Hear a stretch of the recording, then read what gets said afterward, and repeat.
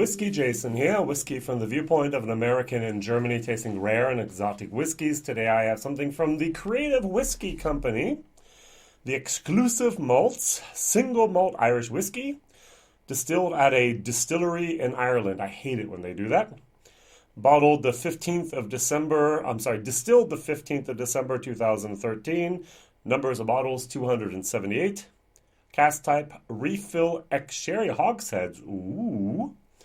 Cask number 504, and it's bottled at 54.2% after 13 years. So, oh, I forgot to show this.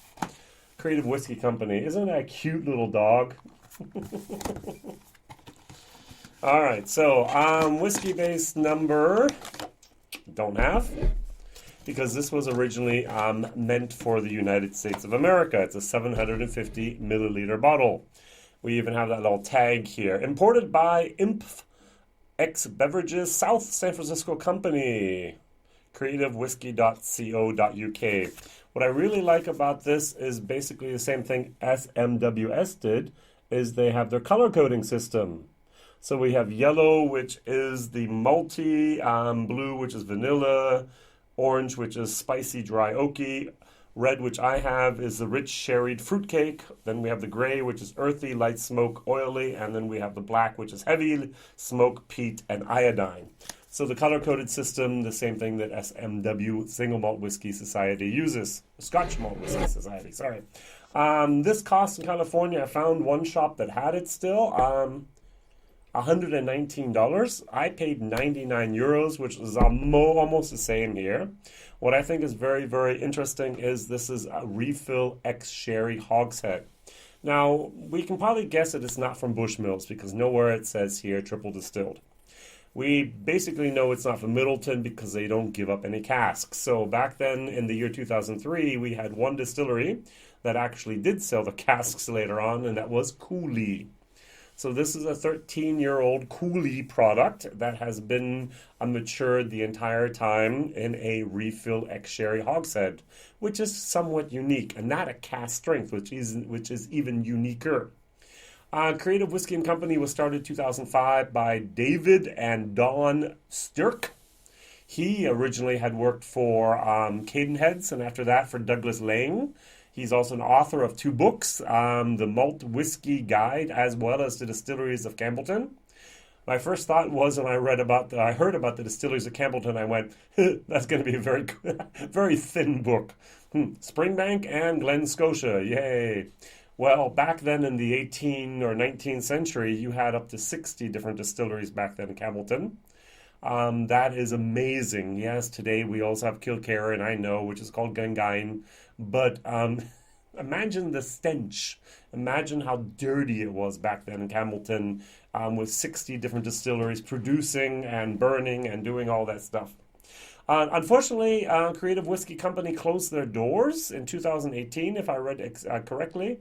They had the Exclusive Malt line, or the series, as well as the single casks of exclusives and regions. So what I want to compare this to is the following. The new Redbreast 12 cask strength edition. Now, I have a blessing and I have a curse as a YouTuber here for whiskey. I basically do not drink very much off camera. All my other YouTubers do the following. They say, hey, we have to actually wait till we get down below the neck bore, and then we get to review it. Nope, don't do that. As I do daily reviews, what I do is I open up the bottle, review it, and give you my opinion. And then what I also do over here in Europe is I do a bottle share. So I have 250 different people in a WhatsApp group, and they can actually take 5 or 10 cl of the bottles. And so I'm not left with all these empty bottles. Now, I started this about last year. I've done over 200 bottles that way, which is great. But I do have another 300 some bottles still that are on my sample list, which I have not yet actually all done through that sample, which means I get to fill up a lot of little packages and fill up these little tiny sample bottles and send them off to my friends and fans. But hey, we're all in it for the enjoyment of whiskey, which means I've been wanting to try this for a long time. And I finally decided to compare it to the two. This is the B219 batch with 55.8%. This is 54.2%, so I thought they were fairly similar. This is a combination of sherry and also bourbon cask, and this is only the one single bourbon, the single ex-sherry hogshead. On the nose, first of all, it's coolie. Second of all, it's vanilla ice cream with raspberry on top. There's a lot of raspberry, there's a lot of vanilla, and there's a little bit of malt and a little bit of wood and just a tiny little bit of alcohol in there. It's a little bit also of a mineral type of moment, which is not unusual for coolie. Over here, we get candied fruit, candied peaches, candied pears, candied plums, candied apples. All the candied fruits are in here. Very, very nice. I like Redbreast. All right, so let's try them. Cheers.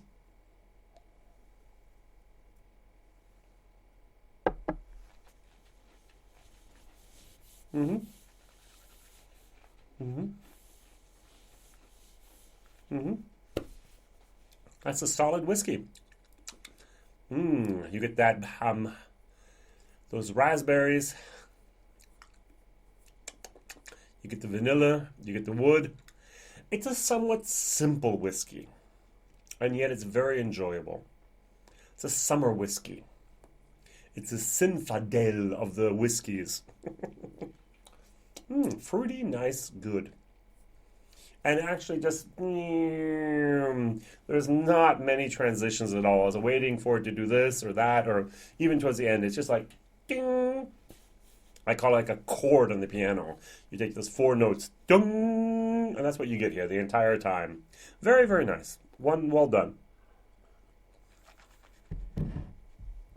This is a C++ whiskey, almost getting into the realm of the B minuses, but not exactly. I watered it down my German video, and it turned a little bit bitter. Perfect drinking strength is cask strength here. Well done. Value for money, as I said, 119 over here, 99 euros. I'm going to give it more like a C minus. There are not many cask strength Irish 13-year-old sherry matured whiskeys out there. This is a little bit of a unicorn. This is a little bit of a very, very rare bottle. And therefore, I think the $100 price tag is almost okay. I have no idea what you're paying in the States for this at the moment. Redbreast, 12-year-old cask strength. Over here in Europe, it's about 72 euros. So for me, it's like 20 euros less this. And this is definitely the thing I would buy instead. So good.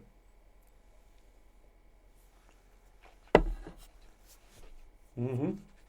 Mm. Mm. The end, the finish. This is the reason I love drinking Redbreast. This is one of the most fabulous, long-lasting, magnificent finishes out there. This is great stuff. I really must admit it. Over here in Germany, you're going to pay 100 euros more. Not exactly 100 euros. You're going to pay double the price for the 21-year-old. I think in the States it's going for $300. Over here, I can get it for 130 to 140 euros. This is, I said, 70 euros. So there's no reason to pay 100 or double or triple the price for the 21-year-old if you have this available. Is a 21-year-old better? Yes. Is it 3 times better? No. This is going to do the job. This is a fabulous representative of typical Irish whiskey as it should be. Cask strength, 12 years old, single pot still whiskey. Single pot still means it's made of at least 30% malted barley and at least 30% unmalted barley. They can go 30% malted and 70% unmalted, or they can go 70% malted and 30% unmalted. Anything in between goes. Those are the two minimal things, 30%. They can add an additional 5% of any other type of grains, maybe a rye, maybe oats, maybe some other crazy stuff out there like millet or whatever else you have.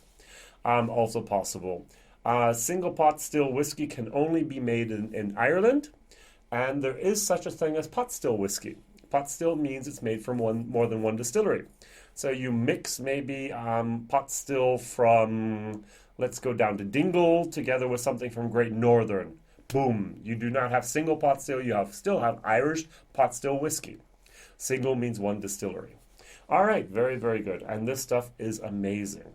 All right, going back to our real reason to be here, but some people say, hey, Jason, I watch your videos for the comparison whiskey more than the real whiskey, and that's fine. Creative Whisky Company, my question of the day is, do you have any other bottlings from Creative Whisky Company? A friend of mine, when I did the live stream on St. Patrick's Day, I opened this bottle, I uncorked this bottle, and he pulled out a scotch from them. They have many, many different bottlings. And the second question is what is your favorite cask strength Irish whiskey? WhiskyJason here, whiskey from the viewpoint of an American in Germany tasting whiskey you might not ever see, rare and exotic. Thank you very much for watching. Please like, subscribe, and tell others. See you soon. Bye-bye.